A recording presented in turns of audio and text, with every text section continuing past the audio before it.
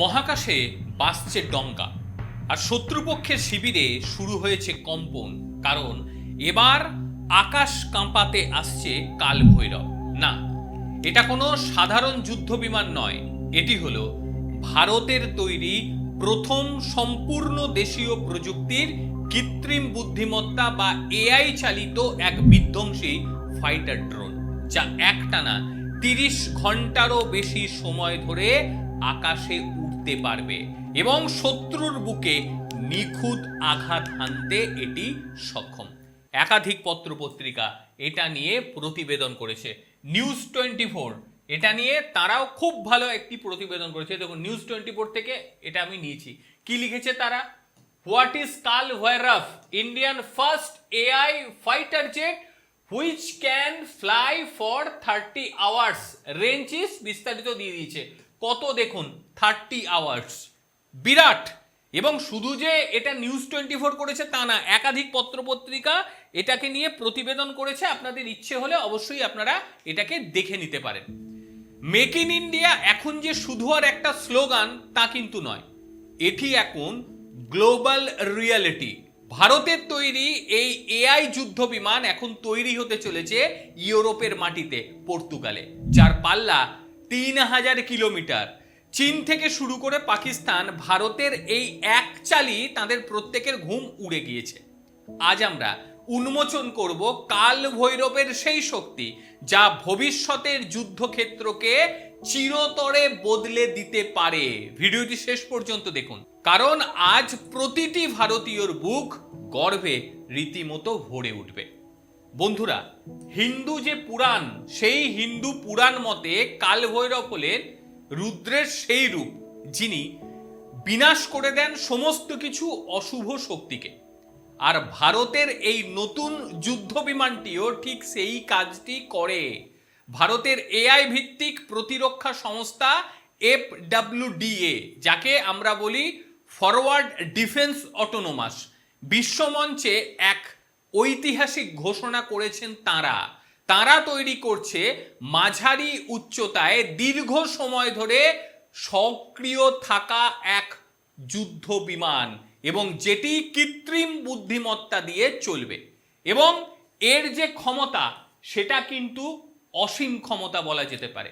একবার ভাবুন, একবার আকাশে উড়লে পরে এটি একটানা 30 ঘন্টারও বেশি সময় ধরে আকাশে চক্কর কাটতে পারবে। আর এর রেঞ্জ বা পাল্লা হলো 3000 কিলোমিটার। অর্থাৎ ভারতের সীমান্তে বসে এটি শত্রুর ঘরের ভেতর ঢুকে নিখুঁত নজরদারি চালাতে পারবে এবং প্রয়োজনে মুহূর্তের মধ্যে এই ধ্বংসলীলাও চালাতে পারে। প্রথাগত দামি যুদ্ধবিমান দিয়ে এই কাজ করা ভারতের আর প্রয়োজন পড়বে না। একেবারে স্বয়ংক্রিয়ভাবে আকাশে উড়ে 100 ভাগ নিখুঁত কাজ করতে পারবে। কিন্তু টুইস্টটা এখানেই শেষ নয়। আসল ধামাকা হলো ভারতের এই কালভৈরব এবার নির্মিত হবে ইউরোপের পর্তুগালে। FWD এর হাত ধরে ইউরোপের ডিফেন্স জায়ান্টস স্কেচ পিক্সেল এর সাথে মিলে এরা কাজ করছে। আর স্কেচ পিক্সেলটা কারা? এরা আমেরিকার বিখ্যাত F-16 ফাইটার ফ্যালকনের মতন ফাইটার জেটের জন্য অত্যাধুনিক সিমুলেশন ব্যবস্থা এরাই তৈরি করেছে। ভারতের ইলেকট্রনিক্স জ্ঞান, চিপ অ্যানিমেশন এবং বিশ্বের সেরা এআই প্রযুক্তি যুক্ত হতে চলেছে। পর্তুগালের মিলিটারি ইন্টিগ্রেশন এবং ইন্টার অপারেটেবিলিটির সাথে যোগাযোগ ব্যবস্থা থেকে শুরু করে এআই মডিউল সবকিছু যৌথভাবে তৈরি করবে ভারত এবং পর্তুগাল, এবং একসঙ্গেই এরা ল্যাব শেয়ার করবে। আর এর সব থেকে বড় যে সুবিধে সেটি হলো পর্তুগাল হলো ন্যাটোভুক্ত দেশ বা ন্যাটোর সদস্য। ভারতের তৈরি এই বিধ্বংসী প্রযুক্তি এবার সরাসরি প্রবেশ করতে চলেছে ন্যাটোর প্রতিরক্ষার ইকোসিস্টেমে। আমেরিকার তৈরি ড্রোন বা যুদ্ধ বিমানের ওপর বিশ্বের যে নির্ভরতা এতদিন ছিল তাকে সরাসরি চ্যালেঞ্জ জানাচ্ছে ভারত এবার গ্লোবাল ডিফেন্স মার্কেটের রাজত্ব করার জন্য নেমেছে। আর পেছনে থাকার নয়। এবার আসা যাক আসল কথায়। কি সেই আসল কথা? কারণ কালভৈরব এতটা মারাত্মক, এর পেছনে রয়েছে 3টে টেকনোলজি, যা বিশ্বের খুব কম দেশের কাছেই রয়েছে। এবার সেই টেকনোলজিগুলো কি, এবার এক নজরে সেটা দেখে নিই। প্রথমত যেটা হলো সেটা হচ্ছে এআই ভিত্তিক লক্ষ্যবস্তু শনাক্তকরণ, মানে এআই টার্গেট আইডেন্টিফিকেশন। বিষয়টা কি? বিষয়টা হলো কৃত্রিম বুদ্ধিমত্তা দ্বারা এ পরিচালিত, মানে এর যে মস্তিষ্ক তাতে এআই রয়েছে।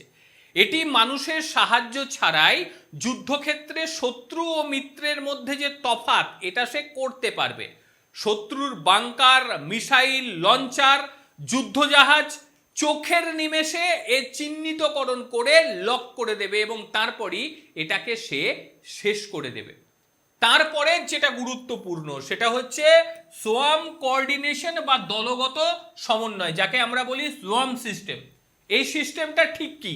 আকাশে একসঙ্গে ধরুন 100টা কালভৈরব উঠছে, তারা নিজেদের মধ্যেই সুরক্ষিত নেটওয়ার্কের মাধ্যমে রয়েছে। এই ড্রোনগুলো একে অপরের সঙ্গে কথা বলে, স্বয়ংক্রিয়ভাবে পুরো ব্যাপারটা চলছে।